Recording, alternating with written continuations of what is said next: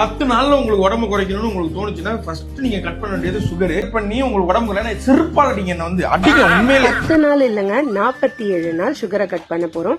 Cut பண்ணதுக்கு அப்புறம் என்ன குறையுது என்ன குறையலன்னு பார்க்க தானே போறோம். இந்த 2 டேஸா நான் எடுத்துக்கிட்ட இனிப்பான விஷயம் என்னன்னு பாத்தீங்கன்னா இந்த டேட்ஸ் மட்டும் தான். மத்தியானம் சாப்பிட்டதுக்கு அப்புறம் ஸ்வீட் சாப்பிடலன்னா எனக்கு அந்த மீலே கம்ப்ளீட் ஆகாது. அப்படி இருக்கிற டைம்ல மத்தியானம் சாப்பிட்டதுக்கு அப்புறம் நான் இப்ப ஒரே ஒரு டேட்ஸ் மட்டும் எடுத்துக்கிறேன். அதையும் கொஞ்சம் கொஞ்சமா கண்ட்ரோல் பண்ணிடணும் தான் பாக்குறேன்.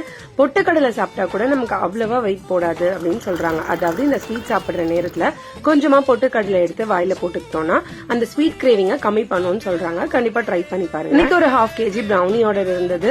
அதையும் டேஸ்டே பண்ணாம செஞ்சு கொடுத்து அமிச்சாச்சு. ஈவினிங் பையனுக்கு ஷூ வாங்கி கொடுக்கலான்னு வெளியே போனா மவுண்ட் ரோட் பக்கம் பில்லால் கிரேவ்னு எக்கச்சக்கமா கடையை திறந்து வச்சு நம்மள டெம்ப் பண்ணிட்டு இருக்காங்க. ஈவினிங் வரவே கொஞ்சம் லேட் ஆயிடுச்சு. கடகடன்னு நம்ம 10k ஸ்டெப்ஸ் முடிக்கணும்ல. கூடவே என் பையனும் சைக்கிள் ஓட்டிட்டு இருந்தான். என்னடான்னு கேட்டா அவரும் தொப்பையை குறைக்க போறாராமா.